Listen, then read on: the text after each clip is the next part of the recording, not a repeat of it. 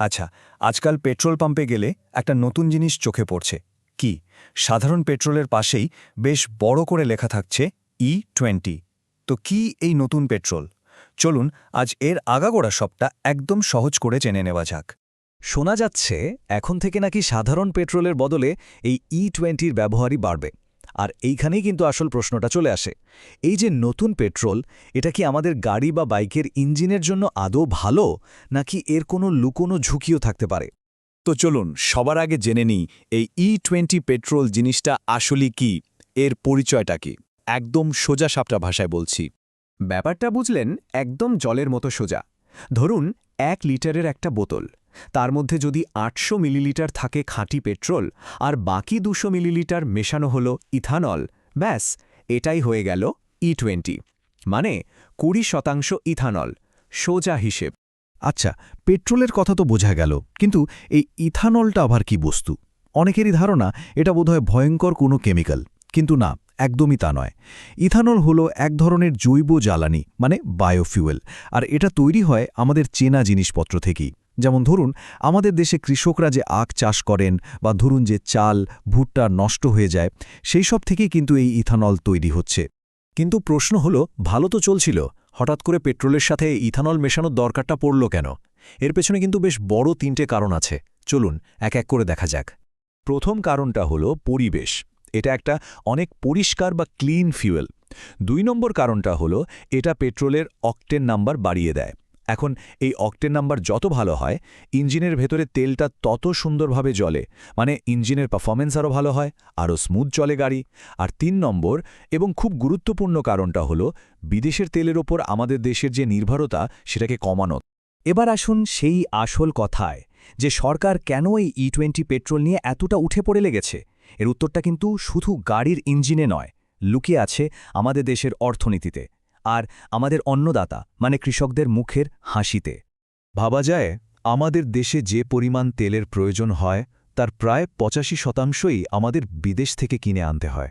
আর এর জন্য প্রতি বছর লক্ষ লক্ষ কোটি টাকা আমাদের দেশ থেকে বিদেশে চলে যায়।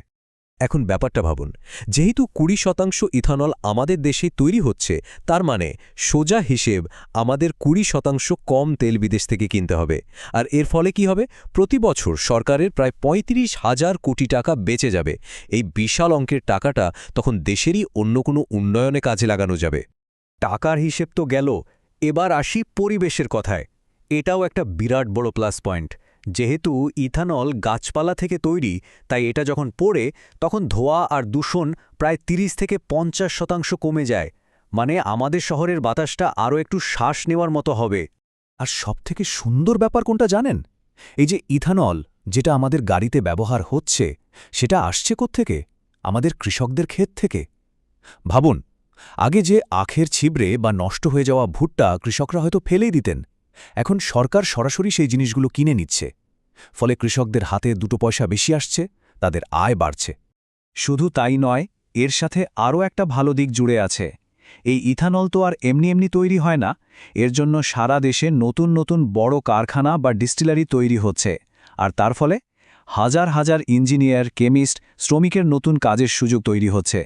মানে দেশের অর্থনীতি আরও চাঙ্গা হচ্ছে। একটা কথা কিন্তু ভাবার মতো, এতদিন ধরে আমাদের গাড়ির ধোঁয়াটা যেন বিদেশের অর্থনীতিকে আরও শক্তিশালী করে এসেছে। কিন্তু এখন বোধহয় সময় এসেছে নিজের দেশের পাশে দাঁড়ানোর, নিজের দেশের অর্থনীতিকে মজবুত করার। দেশের কথা তো অনেক হলো, এবার ফেরা যাক সেই ব্যক্তিগত প্রশ্নে, যে প্রশ্নটা হয়তো সবার মনেই ঘুরছে। এই E20 পেট্রোল আমার গাড়িটার জন্য কতটা ভালো? কোনো ক্ষতি হবে না তো? দেখুন, উত্তরটা কিন্তু খুব সহজ।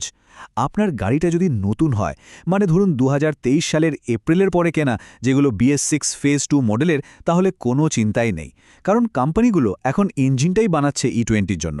কিন্তু গাড়িটা যদি একটু পুরনো হয়, ধরুন 10-15 বছরের পুরনো, তাহলে একটু সাবধান, কারণ ইথানল পুরনো মডেলের ইঞ্জিনের কিছু রাবারের পাইপ বা সিলের ক্ষতি করতে পারে।